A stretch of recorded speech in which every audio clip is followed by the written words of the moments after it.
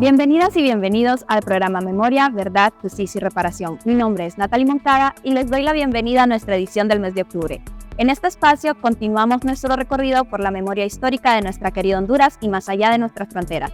Este mes conmemoramos importantes efemérides que nos conectan con la historia de la justicia social y los derechos humanos, tanto a nivel nacional como internacional. Te invitamos a que te unas a nuestra comunidad en redes sociales. Encuéntranos en YouTube como Programa de Memoria, Verdad y Justicia. Además, puedes seguirnos en nuestra página web www.cep.gov.hn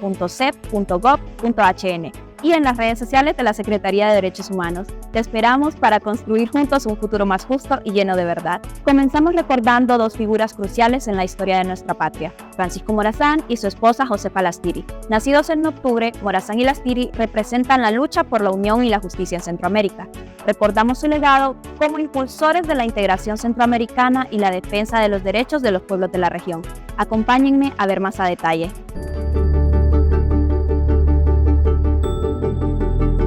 La vida de estos personajes entrecruzó sus caminos, ya que ambos tenían mucho en común. Provenían de familias con características similares, no solo por el abolengo, sino también por la posición económica. Ambos nacen en octubre de 1792, Francisco Morazán el 3 y Josefa Lastiri el 20, siendo mayor Francisco por 17 días de diferencia. Todo ello les permitió que a temprana edad se enamoraran, pero los padres de Lastiri escogieron a José Esteban González Travieso para matrimonio, un rico hacendado de tierras en Comayagua con quien Lastiri procreó 4 hijos. No obstante, Travieso falleció en febrero de 1825.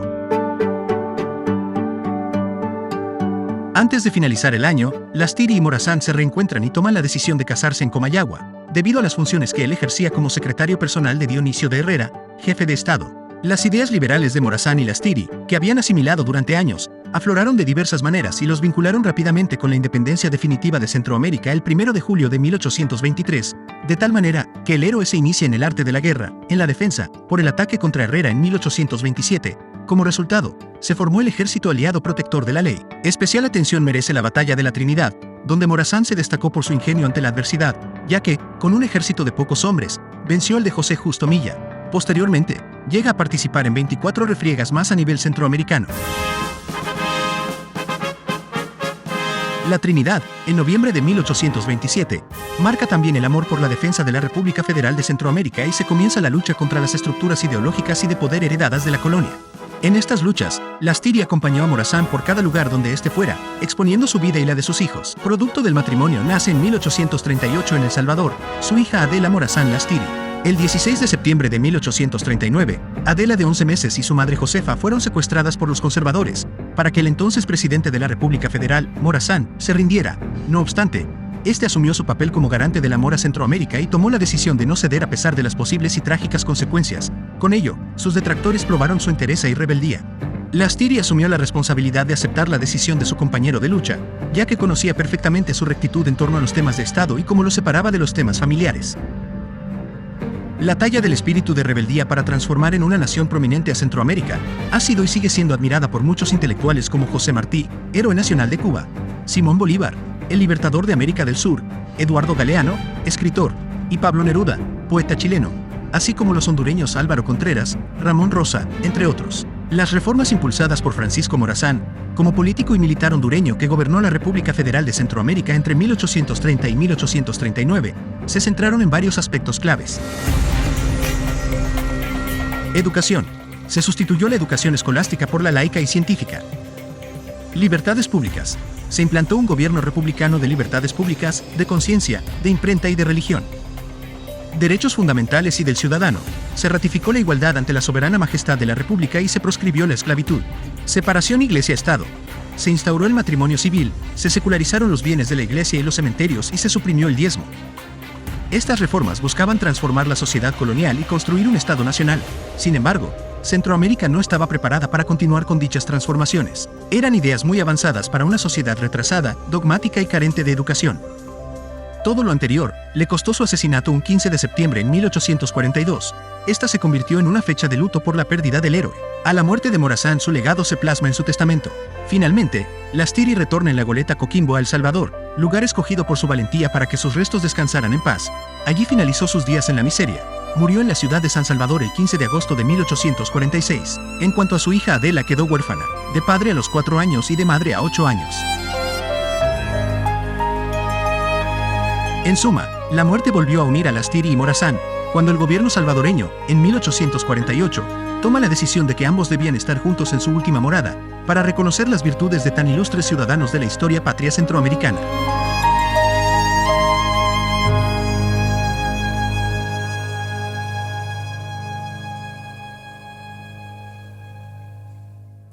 El 24 de octubre de 1947 se proclamó el Día Nacional de los Derechos Humanos, una fecha en la que reafirmamos nuestro compromiso con la protección de los derechos fundamentales de todas las personas.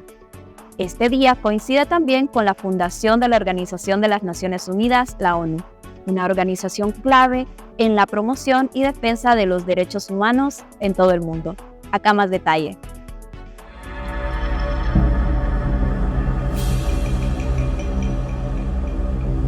El despacho del Comisionado Nacional de Protección de los Derechos Humanos es creado en 1992, adscrito a la Presidencia de la República, en respuesta de la condena al Estado de Honduras por la Corte Interamericana de Derechos Humanos sobre el caso Manfredo Velázquez Rodríguez del 29 de julio del 88, en la cual se responsabiliza al Estado de desapariciones forzadas en el contexto de la larga noche de la doctrina de seguridad nacional. Lo anterior sentó el precedente en el reconocimiento de las desapariciones forzadas en América Latina. En 1994, dicho comisionado publica Los hechos hablan por sí mismos, informe preliminar sobre los desaparecidos en Honduras 1980-1993, que trata sobre las desapariciones forzadas, asesinatos, persecuciones, tortura y exilio que el Estado de Honduras siempre negó.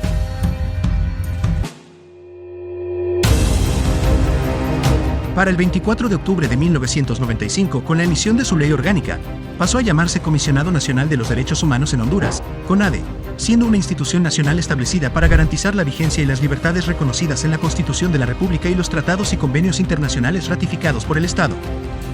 El Decreto 191 de 1994 incorporó la figura del CONADE dentro del artículo 59 de la Constitución de la República de 1982. En nuestro país, desde 1996 se conmemora el 24 de octubre el Día Nacional de los Derechos Humanos. Asimismo, se celebra la Semana de los Derechos Humanos que finaliza el 30 de octubre, esto bajo Decreto Legislativo número 30 de 1996. Entendemos los derechos humanos como prerrogativas inherentes a la condición humana, que nos permiten disfrutar plenamente de ello, reconociendo que su conquista siempre ha sido un norte en la historia de la humanidad, ya que la persona humana es el fin supremo de la sociedad y el Estado, lo que significa que estos tienen que garantizar su irrestricto respeto y pleno ejercicio, normándolos y haciéndoles efectivos. Es importante conmemorar el Día Nacional de los Derechos Humanos, enfocándonos en la pedagogía de la memoria, el derecho a la verdad y la construcción de un Estado de Derecho, donde, desde el gobierno de la presidenta Xiomara Castro, los derechos humanos priman como ejes transversales en todos los planes estratégicos, en las políticas públicas y los compromisos internacionales. A partir de la refundación de Honduras crece una convicción moral, con la voluntad estatal para generar una política pública y plan nacional de acción en derechos humanos. Condenamos las violaciones que se vivieron en el pasado y hacemos un llamado a la no repetición.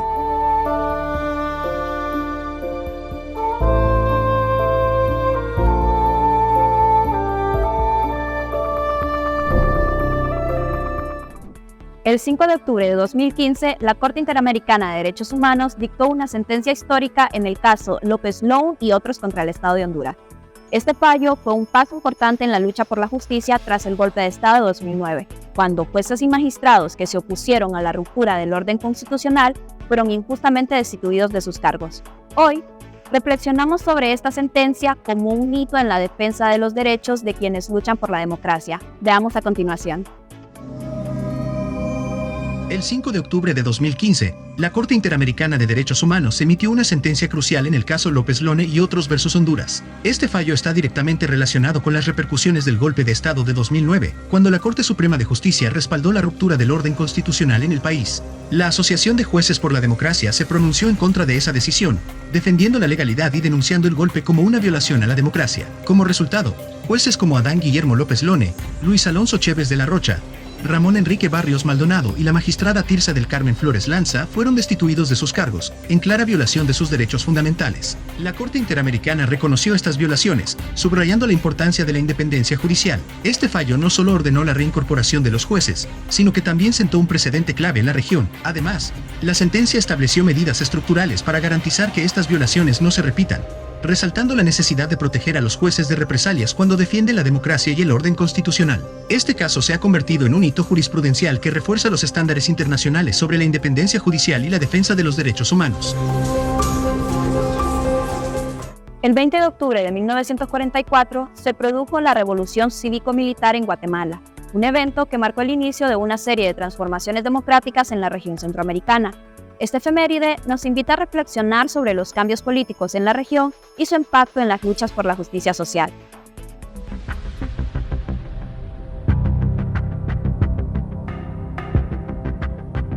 El 24 de octubre se conmemora la primera revolución democrática en Centroamérica. Nos referimos a la Revolución Democrática de Guatemala, liderada por los presidentes Juan José Arévalo y Juan Jacobo Arbenz. La Revolución Guatemalteca del 1944 derrotó los regímenes dictatoriales, la influencia norteamericana y el control oligárquico del Estado, y abrió paso a profundas transformaciones. Las acciones de la Junta Revolucionaria, definidas por el gobierno provisional, promovieron el establecimiento de un Estado democrático, descentralización de los poderes del Estado y separación efectiva, creación del cargo de vicepresidente, supresión de la reelección presidencial y el reconocimiento del derecho del pueblo a sublevarse contra esta, una nueva constitución y apoliticidad del ejército, organización democrática de las municipalidades, autonomía universitaria, reconocimiento legal de los partidos políticos, sufragio obligatorio y voto secreto para los alfabetos y público para los analfabetos, a nivel municipal, reconocimiento de los derechos ciudadanos de la mujer y administración pública no corrupta. El 8 de febrero de 1947 decretaron un nuevo Código del Trabajo. Este reglamento, junto con la Ley de Seguro Social, 1948, recogió aspiraciones fundamentales de los trabajadores, derecho de huelga, regulaciones laborales y salariales, libre sindicalización y un sistema de seguridad social. En cuanto a medidas adoptadas por la Revolución para la recuperación de la soberanía económica, pueden mencionarse el inicio de la construcción de la carretera al Atlántico y el Puerto Nacional de Santo Tomás, que debían romper el viejo monopolio ferrocarrilero de la IRCA, el proyecto de la hidroeléctrica de Jurún-Marinala dirigida contra la Electric Bond and Share, así como la recuperación de los muelles de Champerico y San José, al caducar los respectivos contratos de sus concesionarios. Sin duda, la medida más radical del gobierno de Arbenz fue la Ley de Reforma Agraria del 17 de junio de 1952. Esta ley otorgó tierras y asistencia técnica y crediticia a los campesinos. Fue abolido el trabajo forzoso y todo tipo de explotación servil de los indígenas.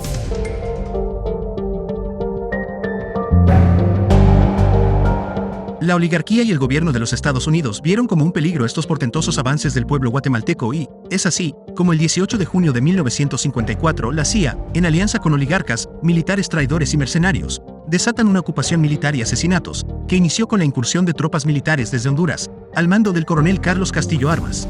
Esta operación concluyó con el derrocamiento del presidente Arbenz y el establecimiento de un régimen dictatorial y corrupto hecho a la medida de la oligarquía y el imperialismo. Muchas de las conquistas del pueblo guatemalteco fueron eliminadas por los gobiernos dictatoriales que se dieron después del golpe de Estado militar e invasión norteamericana, planeada en Nicaragua.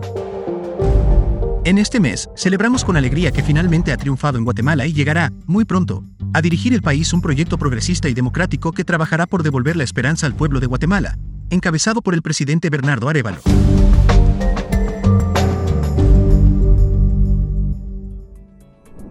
El 8 y 9 de octubre de 1967 se conmemoran la captura y el asesinato del Dr. Ernesto Che Guevara, una de las figuras más emblemáticas de la lucha revolucionaria en América Latina. Su legado sigue vivo en las luchas contemporáneas por la liberación y la justicia social. Veamos a continuación. Habla Cuba, además, en su condición de país agredido. Sean siempre capaces de sentir en lo más hondo cualquier injusticia cometida contra cualquiera en cualquier parte del mundo. Es la cualidad más linda de un revolucionario. Esta frase del comandante Ernesto Che Guevara resume la esencia de los valores humanistas y la praxis revolucionaria del guerrillero heroico. El Che nació en Rosario, Argentina, el 14 de junio de 1928 y falleció en La Higuera, Bolivia, el 9 de octubre de 1967. Era médico y político, hoy muy reconocido por su lucha revolucionaria. En el 56 aniversario de su partida, su voz resuena desafiando los valores individualistas y consumistas que la sociedad capitalista neoliberal difunde en nuestras sociedades. La solidaridad es condición indispensable para que una sociedad pueda salir adelante y superar la pobreza y las profundas desigualdades, otorgando las posibilidades de una vida saludable y digna para todas las personas. El Che Guevara participó en la lucha contra la dictadura de Batista en Cuba, promovió el desarrollo de la industria y la producción agrícola, trabajó hombro a hombro con los trabajadores cubanos y en una gesta internacionalista sin precedentes, cayó luchando por la revolución en Bolivia junto con otros patriotas bolivianos. Internacionalista ejemplar, hombre justo por definición, Profundamente comprometido con la lucha por alcanzar la justicia social y la libertad para todos los pueblos del mundo, el Che Guevara se ha convertido en un referente moral para las nuevas generaciones. No por gusto, dice la canción, que pueden matar a ese hombre, pero jamás sus ideas.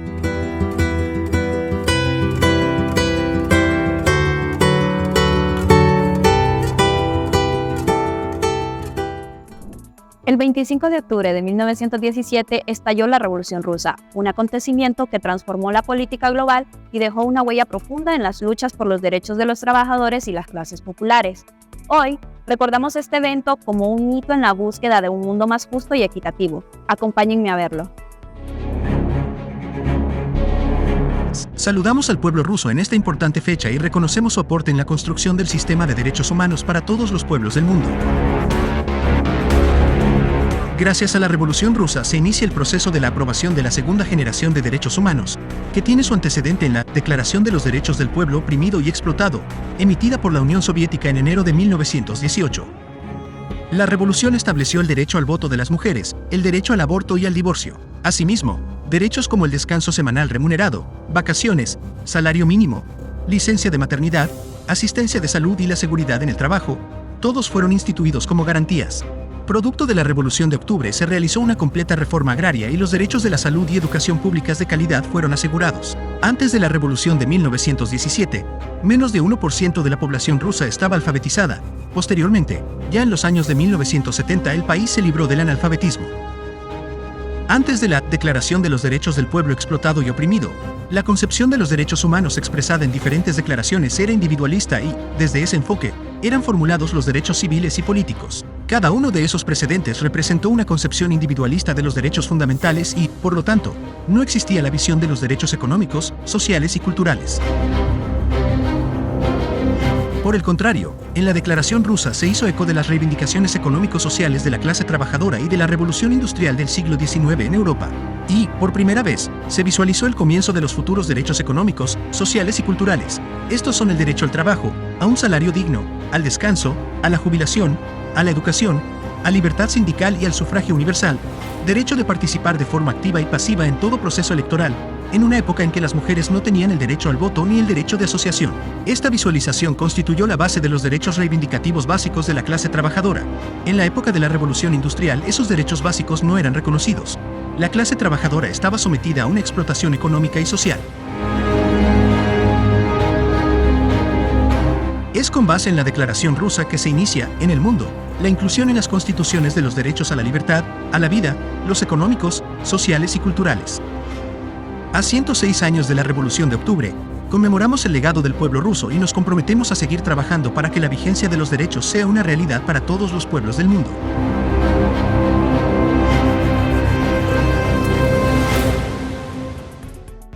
El 12 de octubre de 1962 nació Amanda Castro, una destacada poeta hondureña que dedicó su vida a la promoción de los derechos de las mujeres y la cultura.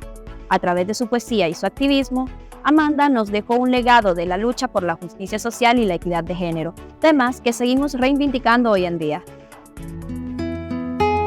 El 12 de octubre de 1962 nació en Tegucigalpa la poeta Amanda Lisette Castro Mitchell, una de las figuras más destacadas de la literatura hondureña y defensora incansable de los derechos de las mujeres. A lo largo de su vida, Amanda se dedicó a la enseñanza, primero como maestra de educación primaria y media, y luego a nivel universitario tras obtener una maestría en lingüística española y un doctorado en filosofía con especialidad en sociolingüística latinoamericana en la Universidad de Pittsburgh, Estados Unidos. Su labor no solo fue académica. Amanda promovió activamente la creación artística y literaria escrita por mujeres en Centroamérica, participando en encuentros internacionales y publicando su obra en antologías bilingües. Entre sus trabajos más reconocidos se encuentran poemas de amor propio y de propio amor y celebración de mujeres, este último galardonado en 1993 en el certamen de Juegos Florales de México, Centroamérica y el Caribe. Al regresar a Honduras, Amanda se convirtió en una gestora cultural clave, fundando la editorial Ixbalam y articulando múltiples proyectos culturales, literarios y políticos. Su obra reflejaba una profunda militancia feminista, con un enfoque especial en las mujeres trabajadoras de las maquilas, siempre defendiendo la equidad y los derechos de las mujeres. En 2008, el gobierno de Manuel Zelaya le otorgó la Hoja del Laurel en oro, en reconocimiento a su contribución al arte y la cultura. Su poemario Descalza por Tegucigalpa también recibió el Premio Universitario de Poesía. En su natalicio, rendimos homenaje a Amanda Lisette Castro Mitchell, una mujer que, Con su sensibilidad y su lucha feminista, transformó una época y dejó un legado imborrable en la literatura y en la defensa de los derechos humanos. Su memoria vive en cada verso y en cada acción que reivindica la justicia y la igualdad para las mujeres.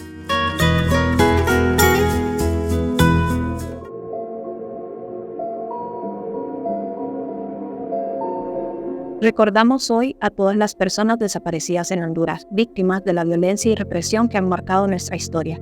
Sus nombres siguen vivos en la memoria de sus familias y en la lucha por la verdad y la justicia. Cada uno de ellos representa una herida abierta en nuestra sociedad y su ausencia nos recuerda la importancia de seguir exigiendo respuestas y defendiendo los derechos humanos, para que estos crímenes no queden en impunidad y nunca más se repitan.